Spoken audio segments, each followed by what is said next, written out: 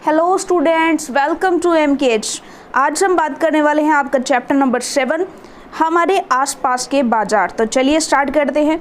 हम बाज़ार जाते हैं और बाज़ार से बहुत सी चीज़ें खरीदते हैं, जैसे सब्जियां, साबुन, दंत मंजन, मसाले, ब्रेड, बिस्किट, चावल, दाल, कपड़े, किताबें, कॉपियां आदि।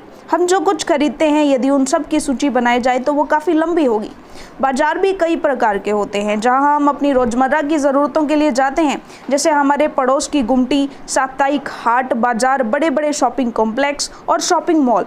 इस आधार में हम बाज़ार के इन्हीं प्रकारों को समझने की कोशिश करेंगे और यह जानने की कोशिश करेंगे कि यहाँ बेची जाने वाली चीज़ें खरीदारों तक कैसे आती हैं, ये खरीदार कौन हैं, ये बेचने वाले कौन हैं और इन सब के बीच कैसी और क्या समस्याएं सामने आती हैं।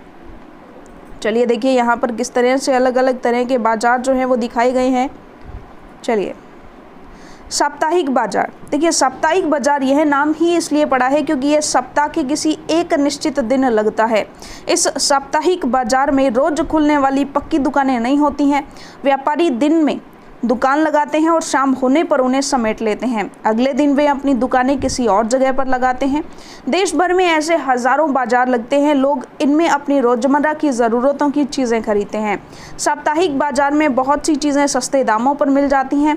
ऐसा इसलिए कि जो पक्की दुकानें हैं उन्हें अपनी दुकानों के कई तरह के खर्चे जोड़ने होते हैं। उन्हें दुकानों का किराया, बिजली का बिल, सरकारी शुल्क आदि देना पड़ता है।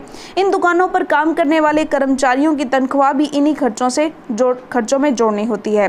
साप्ताहिक बाजारों में बेची जाने वाली चीज़ों की दुकानदार अपने घरों से ही जमा करके रखते हैं उनको, और इन दुकानदारों के घर के लोग अक्सर इनकी सहायता करते हैं, जिससे इन्हें अलग से कर्मचारी नहीं रखने पड़ते। साप्ताहिक बाजार में एक ही तरह के सामानों के लिए कई दुकानें होती हैं, जिससे उनमें आपस में प्रतियोगिता भी होती है। यदि एक दुकानदार किसी वस्तु के लिए अधिक कीमत मांगता है तो लोगों के पास यह विकल्प होता है कि वे अगली दुकानों पर वही सामान देख लें, जहां संभव है वही वस्तु कम कीमत में मिल जाए। ऐसी स्थितियों में खरीदारों के पास यह अवसर भी होता है कि वे मोल तोल करके भाव कम करवा सके। साप्ताहिक बाज़ारों का एक फ़ायदा यह भी होता है कि ज़रूरत का सभी सामान एक ही जगह पर मिल जाता है। सब्जियों, कपड़ों, किराना सामान से लेकर बर्तन तक सभी चीज़ें यहाँ उपलब्ध होती हैं। अलग अलग तरह के सामान के लिए अलग अलग क्षेत्रों में जाने की ज़रूरत भी नहीं होती है। लोग अक्सर उन बाज़ारों में जाना पसंद करते हैं जहाँ सामान के विविध विकल्प उपलब्ध हों। बात करते हैं मोहल्ले की दुकानें। हमने देखा कि साप्ताहिक बाज़ार हमें कई तरह का सामान उपलब्ध करवाते हैं। बहरहाल हम अन्य तरह के बाज़ारों से भी सामान खरीदते हैं। ऐसी बहुत सी दुकानें हमारे मोहल्ले में भी होती हैं जो हमें कई तरह की सेवाएं और सामान उपलब्ध करवाती हैं। हम पास की डेयरी से दूध, किराना व्यापारी से तेल मसाले व अन्य खाद्य पदार्थ तथा स्टेशनरी के व्यापारी से कागज कलम या फिर दवाइयों की दुकान से दवाई भी खरीद सकते हैं। इस तरह की दुकानें अक्सर पक्की और स्थायी होती हैं, जबकि सड़क किनारे फुटपाथ पर सब्जियों के कुछ छोटे दुकानदार, फल विक्रेता और कुछ गाड़ी मैकेनिक आदि भी दिखाई देते हैं। पड़ोस की दुकानें कई अर्थों में बहुत उपयोगी होती हैं। हमारे घरों के तो करीब होती ही हैं और हम सप्ताह के किसी भी दिन और किसी भी समय इन दुकानों पर जा सकते हैं। सामान्यतः दुकानदार और खरीदार एक दूसरे से परिचित हो जाते हैं और दुकानदार ग्राहकों के लिए उधार भी देने को तैयार होते हैं, यानी कि आज खरीदे गए सामान का भुगतान बाद में भी करने की सुविधा होती है, जैसा कि सुजाता के उदाहरण में हमने देखा। तो यहाँ पर देखिए, सुजाता का उदाहरण ऊपर आया था। चलिए आप वो पढ़ लेंगे। आपने ध्यान दिया होगा कि हमारे पड़ोस में भी कई तरह के दुकानदार होते हैं। कुछ तो पक्की दुकानों वाले होते हैं और कुछ सड़क किनारे दुकानें सजाकर सामान बेचते हैं। चलिए अगला बात करते हैं शॉपिंग कॉम्प्लेक्स और मॉल। इस प्रकार अभी हमने दो प्रकार के बाजार देखे, पहला साप्ताहिक बाजार और दूसरा पड़ोस की दुकानों का बाजार। शहरों में कुछ अन्य प्रकार के बाजार भी होते हैं जहां एक साथ कई तरह की दुकानें होती हैं। इन्हें लोग शॉपिंग कॉम्प्लेक्स के नाम से जानते हैं। अब तो कुछ शहरी इलाकों में आपको बहुमंजिला वातानुकूलित दुकानें भी देखने को मिलेगी, जिनकी अलग अलग मंजिलों पर अलग अलग तरह की वस्तुएं मिलती हैं। इन्हें मॉल कहा जाता है। इन शहरी दुकानों में आपको बड़ी बड़ी कंपनियों का ब्रांडेड सामान भी मिलता है और कुछ बिना ब्रांड का सामान भी मिलता है। विज्ञापन वाले अध्याय में आपने पढ़ा था कि ब्रांडेड सामान जिसे कंपनियां बड़े बड़े विज्ञापन देकर और क्वालिटी के दावे दे करके बेचती है, महंगा होता है और कंपनियां अपने ब्रांडेड उत्पादों को बड़े शहरी बाजारों और अपने विशेष शोरूमों में बेचने के लिए रखती है। बिना ब्रांड के उत्पादों की तुलना में इस ब्रांडेड सामान की कीमत का बोझ केवल कुछ लोग ही उठा पाते हैं। आगे बात करते हैं बाजारों की श्रृंखला। पहले हिस्से में आपने विभिन्न तरह के बाजारों के बारे में पढ़ा जहां हम सामान खरीदने जाते हैं। क्या आप सोच सकते हैं कि ये सभी दुकानदार अपनी दुकानों के लिए सामान कहां से लेकर आते हैं? सामानों का उत्पादन कारखानों, खेतों और घरों में होता है, लेकिन हम कारखानों और खेतों से सीधे सामान नहीं खरीदते हैं। चीज़ों का उत्पादन करने वाले भी हमें कम मात्रा में, जैसे 1 किलो सब्जी या 1 प्लास्टिक कप आदि बेचने में रुचि नहीं रखते। वे लोग जो वस्तु के उत्पादक और वस्तु के उपभोक्ता के बीच में होते हैं उन्हें व्यापारी कहा जाता है। पहले थोक व्यापारी बड़ी मात्रा या संख्या में सामान खरीद लेता है। जैसे सब्जियों का थोक व्यापारी कुछ किलो सब्जी नहीं खरीदता, बल्कि वह भारी मात्रा में 25 से 100 किलो तक सब्जियां खरीद लेता है।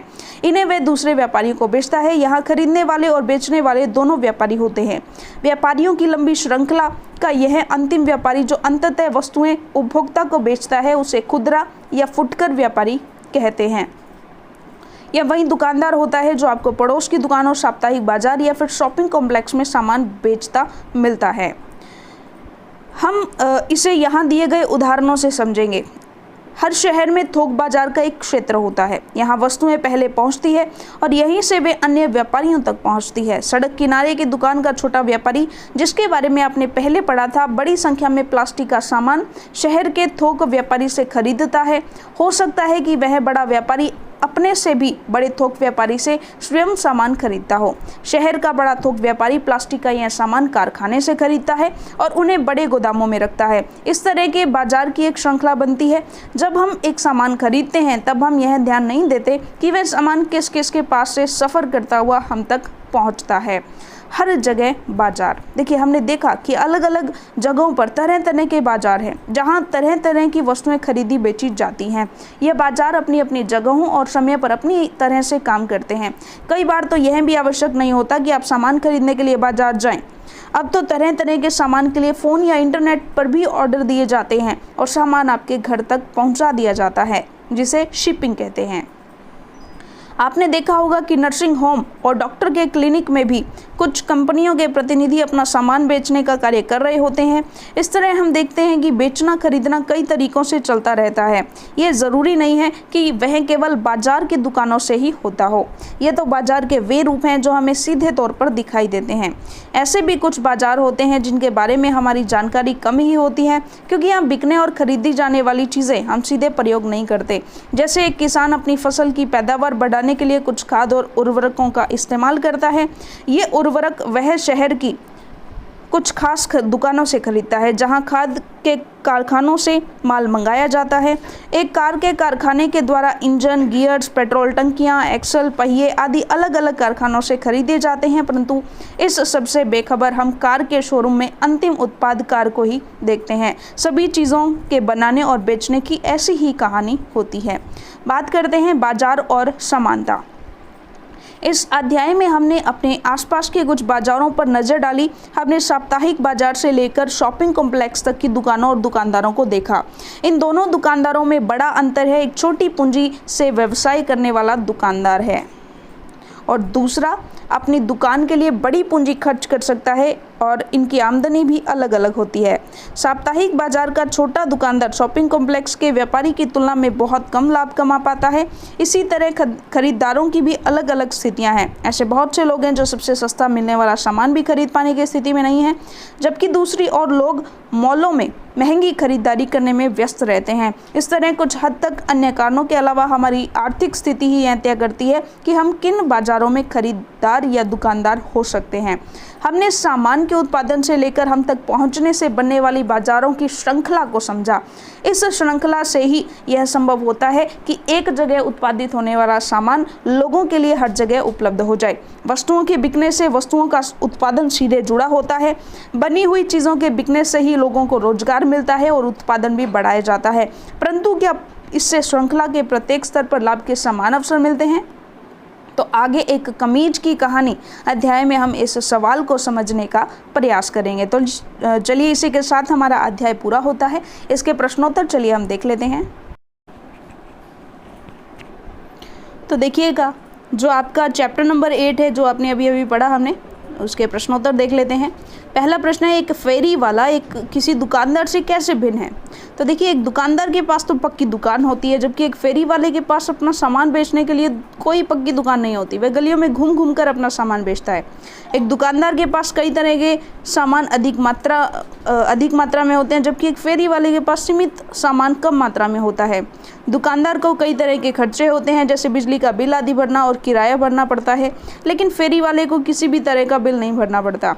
दुकानदार द्वारा बेची जाने वाली वस्तुएं फेरी वाले की तुलना में महंगी होती है, जबकि फेरी वाला सस्ती माल खरीद कर बेचता है। एक दुकानदार एक ही जगह अपनी पक्की दुकान से सामान बेचता है, जबकि एक फेरी वाला गलियों में घूम घूम कर अपना सामान बेचता है।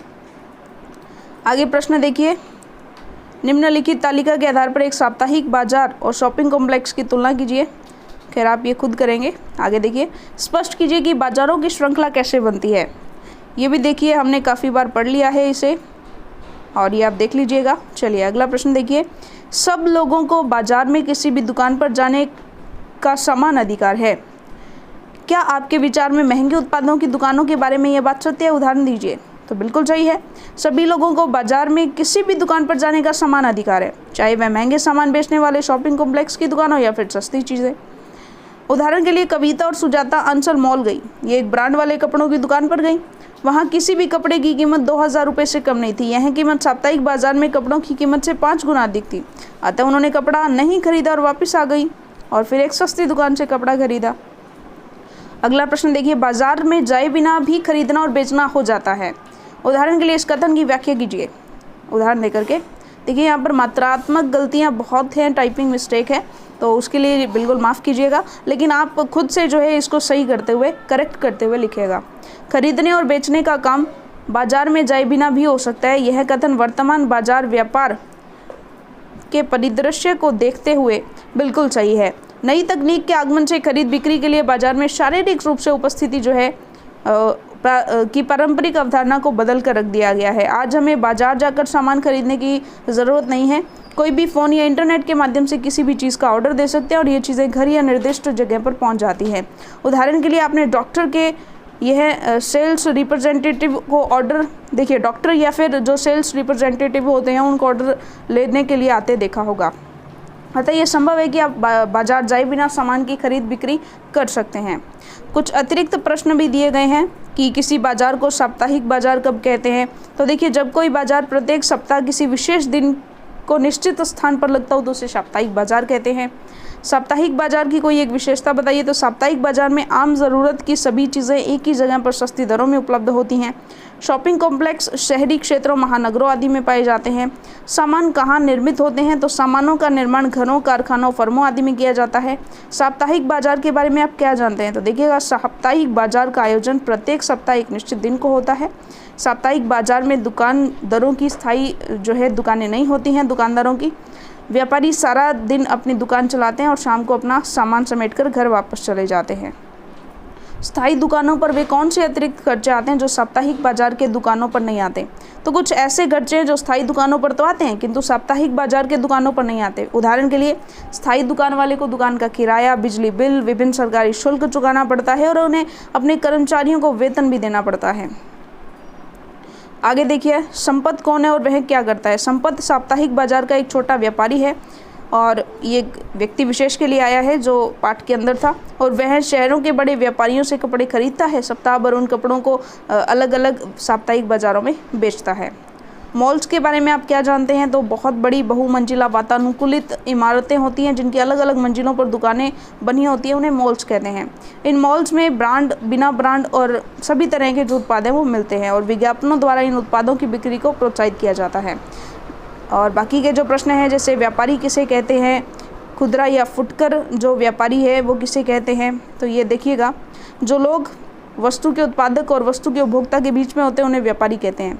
व्यापारियों की लंबी श्रृंखला का वह अंतरिम जो अंततः वस्तुएं उपभोक्ता को ही बेचता है वो खुदरा या फुटकर व्यापारी कहलाता है। उपभोक्ताओं तक कैसे वस्तुएं पहुंचती है ये भी हमने देख लिया। फुटकर विक्रेता सबसे पहले तो उत्पादकों से शहरों के थोक व्यापारियों तक जाती है, फिर बड़े व्यापारियों तक, और फिर खुदरा और फुटकर व्यापारी जो है उसको उपभोक्ताओं को बेच देते हैं। बाज़ारों की श्रृंखला से आप क्या समझते हैं? ब्रांडेड सामान क्या है? शॉपिंग मॉल क्या है? साप्ताहिक बाजार और ये सब हमने बहुत ही अच्छे से जो है चैप्टर के अंदर पढ़ लिया था। तो आप इन सभी प्रश्नों को एक बार जो है इनमें निगाहें डाल लीजिएगा। चलिए, तो इसी के साथ आपका जो अध्याय है वो पूरा होता है और मिलते हैं अगले चैप्टर के साथ आपकी अगली वीडियो में। तब तक के लिए धन्यवाद।